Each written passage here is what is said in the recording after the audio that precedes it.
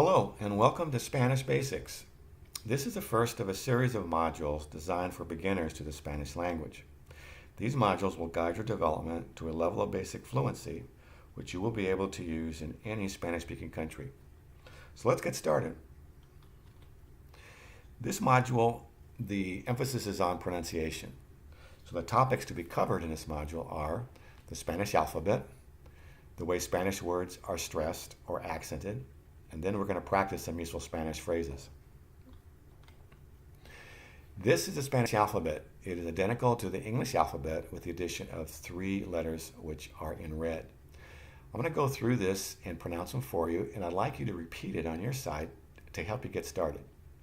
So A is A, B is B, C is C, D is D, E is E, F is F, G is H, H is H, I is E, J is J, K is K, L is L, double L is Ella, M is M, N is N, the N with a tilde over it is Enya, O is O, P is P, Q is Q, R is Ere, the double R is doble R, S is S, T is T, U is U, V is Uve, W is W, X is X, Y is Y, and Z is Zeta.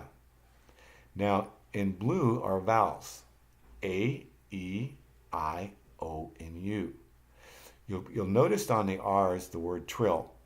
So what that means is that's a roll on the tongue when the R sound is produced. Now, this is done by quickly vibrating or flapping the tip of the tongue on the teeth ridge.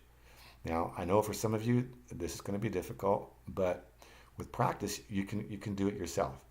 We're going to talk a little bit about this more in the next slide. So on this slide, there's some notable sounds when pronouncing these letters and words.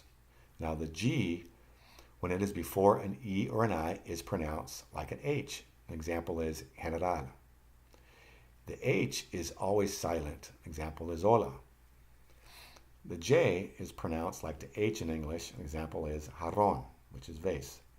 The double L has a different sound than a single L. It is pronounced like the Y in English. An example is caballero, which is gentleman. Now, the N with a tilde is pronounced differently than the simple N. An example is mañana. The R never sounds like the English R. An example of a single R is arco, which is arch. An example of a double R is arroz, which is rice. Now, when you pronounce the single R, like this one in arco, you just flap your tongue once.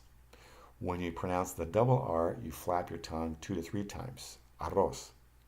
Try it, and with time, it'll come to you. In this slide, we're going to be discussing syllable stress or accent. Now, words ending in a vowel, A, E, I, O, U, or ending in an N or S are usually accented on the next to last syllable. Examples are hermana, the stress is on the MA. Muchacho, the accent is on CHA. Noches, the accent is on NO. Now, words ending in a consonant other than N or S are usually accented on the last syllable. Examples are tenedor, the accent is on DOR. Bondad, the accent is on DAD. Now, words that differ from these rules have the written accent mark on a syllable to be stressed. Example would be rincón, and the accent is on the last syllable. Francés, the accent is on the last syllable. And fábrica, the accent is on the first syllable.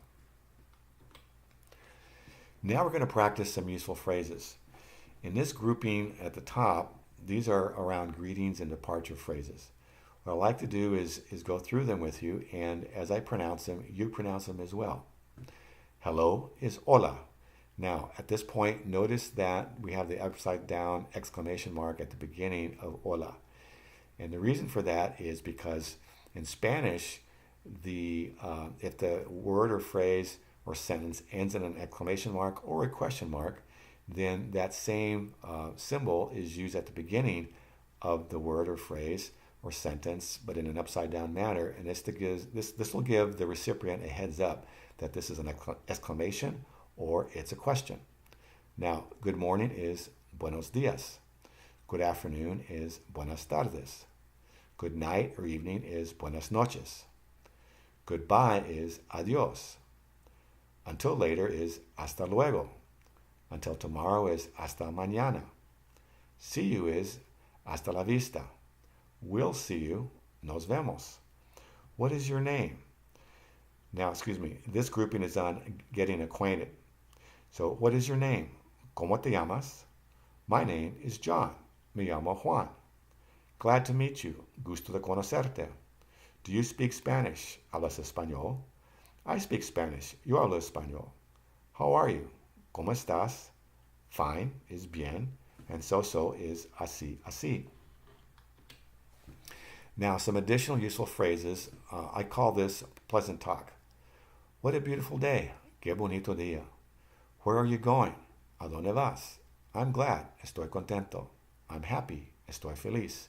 You are very kind. Eres muy amable. I'm glad to be with you. Estoy contento de estar con ustedes. He is my best friend. Él es mi mejor amigo. It's cold. Hace frío.